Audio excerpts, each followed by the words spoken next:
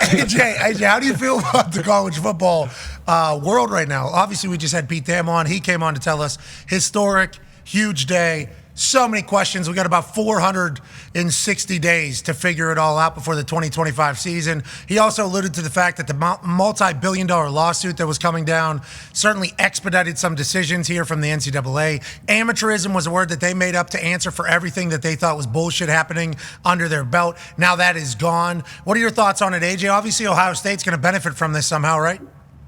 Yeah, I guess, but there's a million, like every new decision that comes up, there's 100 more questions on how you're going to figure it out. Like, what are the logistics? And if all these schools are able to pay them, yeah, that was a great question to Pete. Like, what happens to all the NIL money, all the deal? Like, what are we going to do? So you're going to make money on top of what the school is paying each player. So I guess each school in that $20 million that's going to be divvied up. What's going to be divvied up into? That's a salary cap, right? I don't know if it's a salary cap or if that's a salary floor. You know, now it's like, do you have to give this up? You can't collect this money yourself for your own school, especially if other schools are paying for it. Mm-hmm. He said that people are putting money up, and then also TV rights, I think. Yeah, boosters and like, is tuition a part of like is any money the school make, is that part of the $20 million that they can pay? I do wonder. And remember, there was a time where they said they can't afford it. They're not making money. These schools are making money now.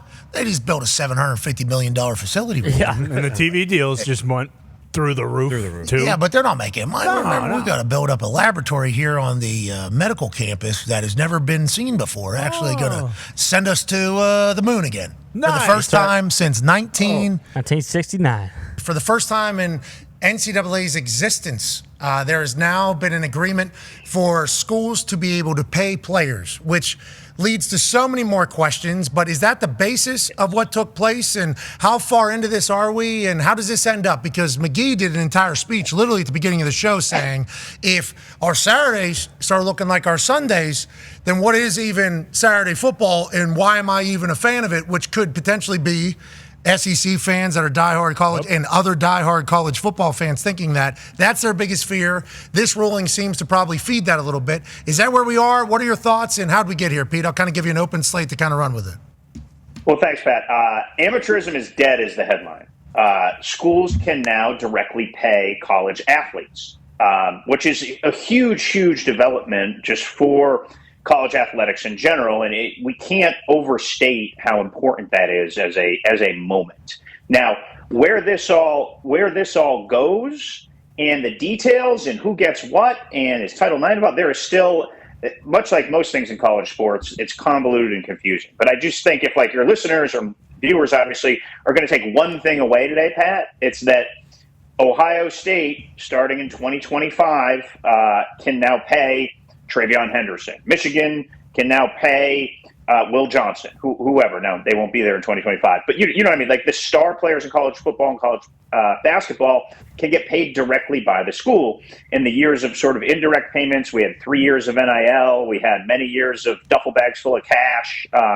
That stuff is McDonald's over. bags. Now, Tennessee, go Vols. Yeah. Give me a McDonald's bag full of cash, please. Give me a McCheese with double the check. Our playbook's right out of the 1990s. Between Saturday football, Bojangles, and a Tennessee bag of cash, it's really Ryan McGee Day today. Every day could be McGee Day. Just would like to let you know we're having a great day here. Put that in a Bojangles bag, and I'm good. I'll take the shit out of that. Okay, so as we're talking about this all, there was a lawsuit that was prompting this, right? Is that kind of what I read? Yes. I was trying to follow as much as I could, but it was very wordy. All of it was wordy. You had 4 bylines yesterday on ESPN.com, McGee said, but there was a lawsuit coming that was worth billions of dollars. The NCAA had to counter it by passing this rule. What was that lawsuit? And is Pat White going to make money off of West Virginia this far removed from what he did to that potential university and others like him? Yeah, Pat White will not, because it's 2016 and on, but Zach Frazier could make some money. Exactly. And, you know, like Zion Williamson should make a lot of money, right? Like that guy, you know, the folks like that. I think Johnny Manziel would fall within the window if it's 2016 on. Now, how that's actually going to get divided up could be its own podcast mini-series, 30 for 30. There are going to be people a lot smarter than me that are going to have to determine how you take $2.7+ billion, chop it up. The lawyers are going to make a lot of money. That we know. Jeffrey Kessler, who really has had his hand in most of the major, union type battles or labor type battles in professional sports over the past 4 or 5 decades. he and Berman, the other co-counsel in this, are going to walk out with a lot of money. But how that stuff gets divided up hasn't been determined yet. Nor, and I think this is the other probably crucial point right now as we look into it, is nor has schools said, okay, with this roughly $20 million, does $10 million go to women's sports because of Title IX, or can we take $18 million and direct that towards football, because football, and I think it's a safe estimate, Ryan could disagree with me here, is about 85% of the revenue at most schools proportional to the TV contracts. So, because that's just a giant difference if you're operating with an $18 million, which is essentially going to be a salary cap at a power school, versus $8 million, right? So these are the things that have to be determined. The other very football-centric piece of this that isn't determined is there are going to be roster caps. Now, I'm going to go in the weeds a little bit with you here. There used to be scholarship limits. Yep. So, they're weird numbers. So football at 85, that was clean. But, baseball was 12. 11.8. 9.9. Yeah. Yep. And McGee might know some of those nuanced numbers better than me. He does. Yeah, I'm not surprised. And so, hey, baby, you big dumb Southern hick. Yeah. Look at that, you got it. You got it. Over here eating my chicken legs. Leave me alone. And the frog on a frying pan. Go ahead, though, Pete. Sorry about it. So the sort of basic legal tenet of this is that because it's an antitrust suit, they're trying to eliminate limitations. So instead of telling Clemson they can only have 85 scholarship players in this, or Ole Miss is a great example, or Mississippi State, they have unbelievable baseball, and they were limited to about 10 baseball scholarships. So now, if you want to give out 25 baseball scholarships, you can. There's simply just going to be a roster cap, and you can determine. Maryland may say, you know what, we only want 12 baseball scholarships. But Ole Miss is going to say, hey, mate, we pack $5,000 a night, and everybody sits out in the outfield and drinks, and we get a good old time here. And baseball means a lot to our community and our fan base. We're going to have up to the roster cap as opposed to the scholarship limit. Now, what we don't know yet for football is what the roster cap. We know there are going to be roster caps. We don't know if the roster cap is going to be 95, if it's going to be 105, it's going to stay at 85.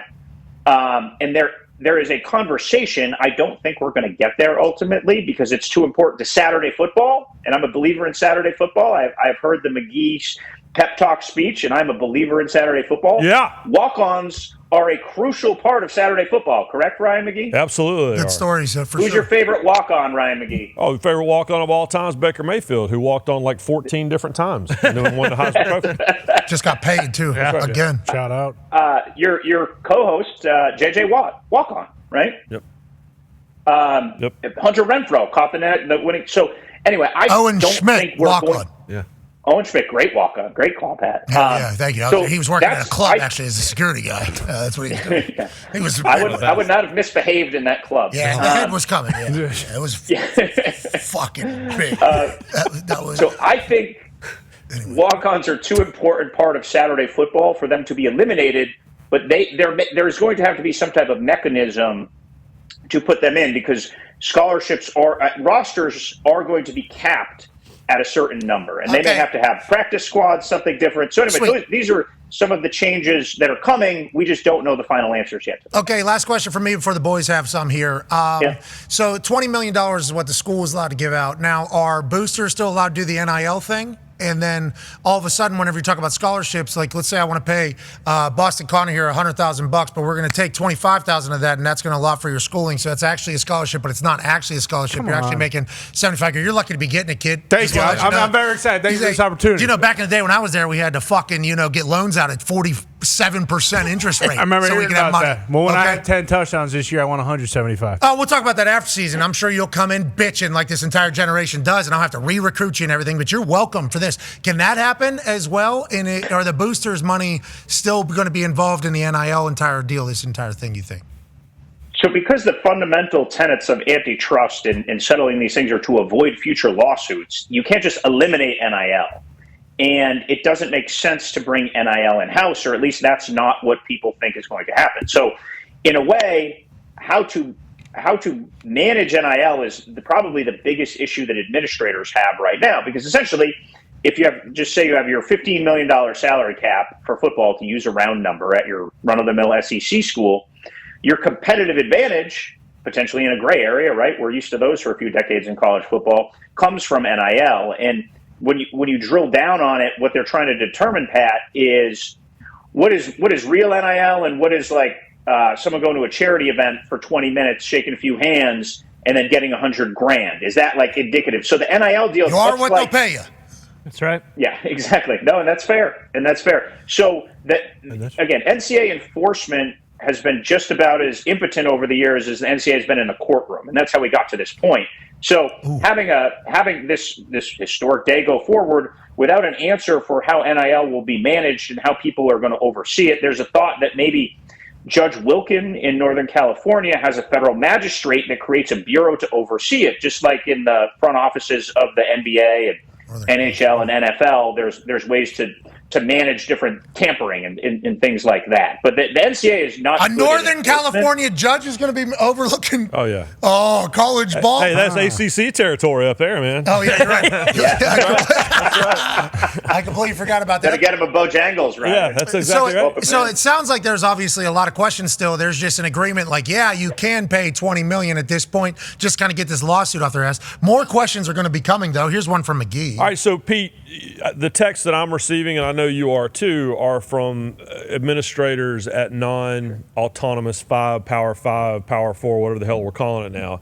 But they are taking on a large part of paying off this settlement. What is your elevator explanation to people now when they didn't go to Ohio State and Notre Dame, but they went to Ball State or Coastal Carolina, and now they feel like they're having to pay 60% of this as opposed to the guys with the money who are having to pay 40% of it? What's this all about, Pete? So the NCAA is, and by the way, buying itself a decade of relevancy by doing this. You know, they are volunteering to pick up the tab, but they're having basically everyone Venmo them. That would be the best way to describe it.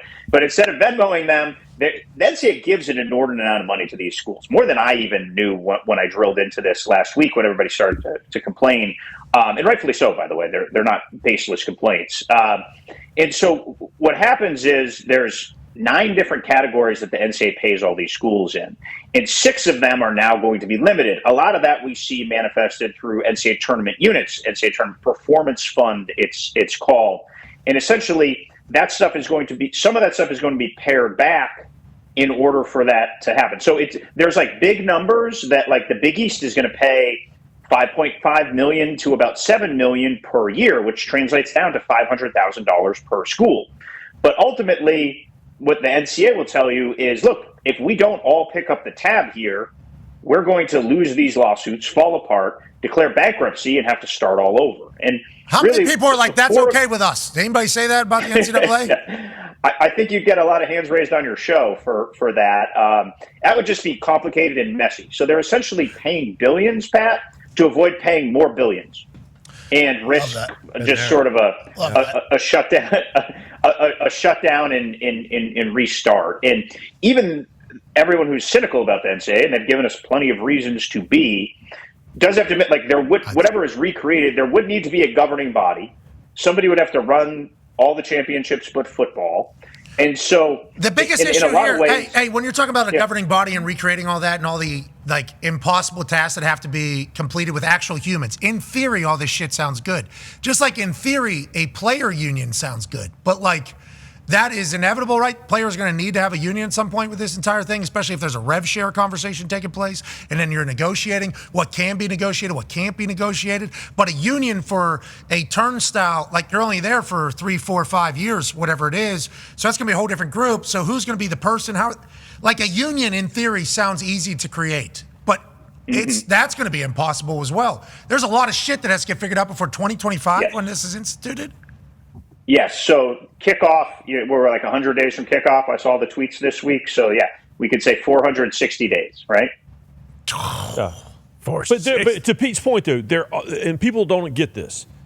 The NCAA headquarters, which are sitting right down the road from where we are, they're the worst. But that has to exist. There has to be some form of that. And what no one understands is, I say this all the time, is that the NCAA, the people who are in that building, their job is to enforce the rules and regulations that were written by the membership. You go to the NCAA website and you look at every committee, and it's representatives from the schools. the people in this building down here, their only job is to enforce what some of them. In fact, when those committees meet, and my dad was on these committees, when these committees meet, NCAA executives have to sit outside. They're not even allowed to be in the room. So most of what happens in that building, the inmates are running the asylum. So some form of the NCAA will always exist because someone has to. Pete's right. The NCAA is bad at a lot of things. They're really, really good at running championships. Like I'm going to the College World Series in a few weeks. March Madness is awesome. They're really good at that. College Someone football needs to do that. Someone needs to take care of the clerical stuff that the colleges, that the universities don't want to do, and someone has to be the scapegoat. You got to have someone to point to and go, well, that damn guy is the worst. Yeah. And there has to be a scarecrow. Commissioner. Right. And so that's why there will always be some form of this, no matter where we have a super league or whatever. There's always going to be something that looks like the NCAA. Hell yeah, and that's a shame, but it's also maybe a brighter future with what was voted upon yesterday. Can't be changing college football, though, completely. No. Because what college football is great, and it's the number 2 sport in the United States of America. And the authority of it just stopped by with his eyes closed. Ladies and gentlemen, Pete Thamel. Thank you, pal. He froze at the perfect time.